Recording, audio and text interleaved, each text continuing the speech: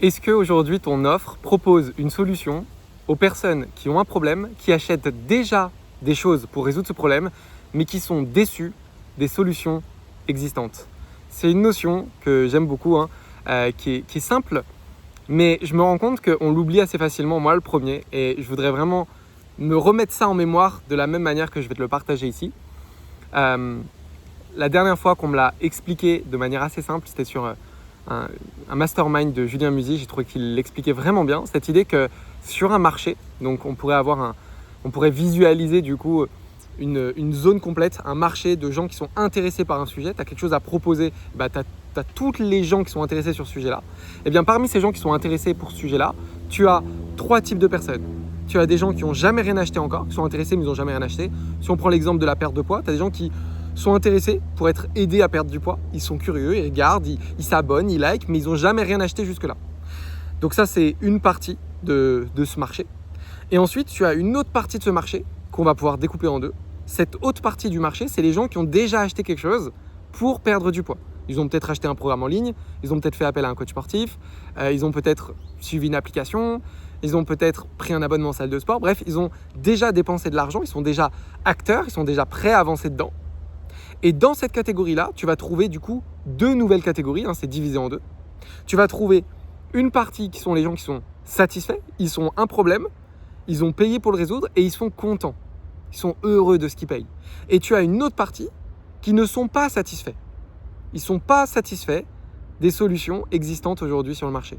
Eh bien, ces gens-là, ce sont les personnes qu'il faut aller cibler en premier. Ce sont les personnes qui sont les plus susceptibles de repayer. Alors, c'est un peu contre-intuitif, tu pourrais te dire, mais s'ils ont déjà acheté quelque chose et qu'ils ne sont pas satisfaits, ce n'est pas les personnes qui vont racheter, puisqu'ils ont déjà acheté et ils ne sont pas contents. Eh bien, au contraire. Parce qu'ils ont déjà passé les différentes barrières qui peuvent empêcher quelqu'un de passer à l'action et d'acheter. Ils ont déjà pris conscience que leur problème est trop important pour le laisser tel quel, à tel point qu'ils ont ils ont fait l'effort d'aller acheter et de tester une solution.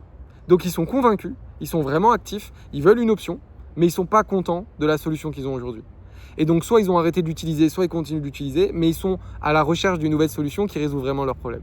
Alors que les gens qui n'ont pas encore acheté, ils ont énormément de barrières qu'il faut être capable de faire sauter avant de leur faire acheter. C'est beaucoup plus dur.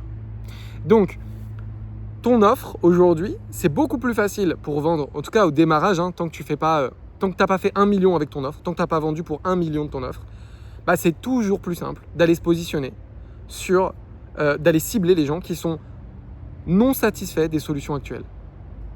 Et donc ces gens-là, il faut leur présenter une offre qui résout leurs problèmes avec une nouvelle solution qui correspond à ce qu'ils veulent. Une nouvelle solution qui contient du coup une manière de faire qui correspond à ce qui les intéresse, ce qu'ils veulent qu'on leur propose, ce qu'ils recherchent. Je vais te partager une anecdote à propos de ça. Ça a été sur l'une des périodes où j'ai changé le comptable avec qui je travaillais. Donc, je suis à mon compte depuis 2018, je suis passé de la micro-entreprise, je suis passé au réel, j'ai ouvert des sociétés, j'ai fermé des sociétés, j'ai eu plusieurs types de structuration juridique, on va dire.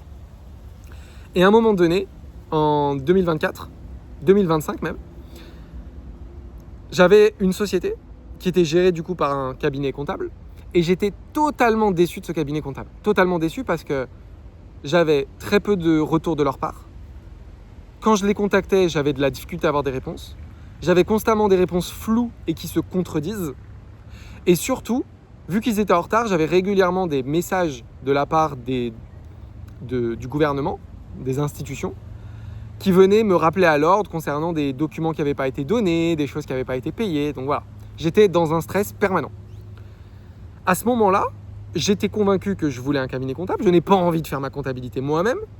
Je veux déléguer ça. Ce n'est pas ma zone de génie. Mais je veux quelqu'un qui va s'occuper de m'apprendre ma charge mentale. C'est-à-dire que moi, la seule chose dont je rêvais le plus, c'est quelqu'un qui me dit « Ne vous en faites pas, je m'occupe de tout ». Et au moment où du coup j'ai commencé à chercher une autre solution, j'ai eu une personne avec qui j'ai eu un entretien et sans même que j'ai besoin d'exprimer mon besoin, cette personne dès le début m'a dit « Chez nous, c'est du tout en un, ça coûte tant, la prestation elle coûte tant, voici ce qu'on va faire pour vous, voici comment on va mettre en place et structurer votre activité. » Mais surtout il m'a dit « Vous ne vous occupez de rien. » Et il m'a dit cette métaphore-là, il m'a dit « Vous, votre métier c'est le marketing, Si demain, vous deviez faire le marketing pour moi, vous allez me dire quoi?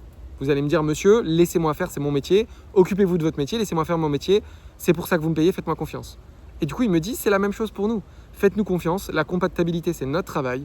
C'est à nous de nous occuper. C'est pas à vous d'aller remplir les lignes des opérations. J'ai plus le terme exact, mais d'aller choisir, dénommer les opérations du coup comptable sur le logiciel comptable. C'est pas à vous de faire ça.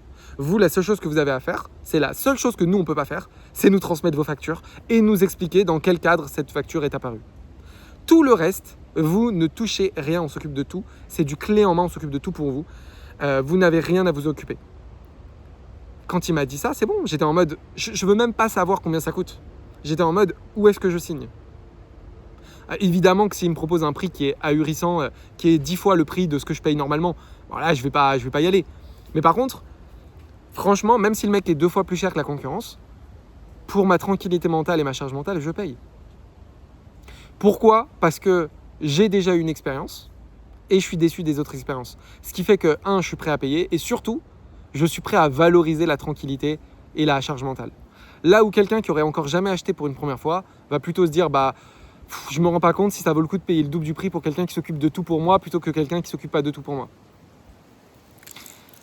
Voilà, c'était un petit reminder sur la manière de pitcher tes offres, orienter tes offres, de vraiment proposer et orienter ton offre sur les déçus des solutions actuelles et de faire en sorte que ton offre présente un bénéfice, donc un résultat, un bénéfice, mais aussi une manière de faire qui soit ce que les gens recherchent. De ne pas avoir une offre avec obtient tel résultat sans ça, pas du sans, du avec un chemin que tu as envie de prendre. Voilà. J'espère que ça t'a fait un bon reminder. Si jamais ça t'a intéressé et que ça t'a plu, n'hésite pas à me le dire en commentaire, ça me permet d'orienter les prochaines vidéos. Voilà, fais-moi un petit message si tu as vu cette vidéo, dis-moi qui tu es, qu'est-ce qui te challenge en ce moment, qu'est-ce que tu retiens de cette vidéo et qu'est-ce que je pourrais te partager dans les prochaines vidéos qui pourraient t'aider dans le cadre du développement de ton entreprise ou de ton activité. À bientôt.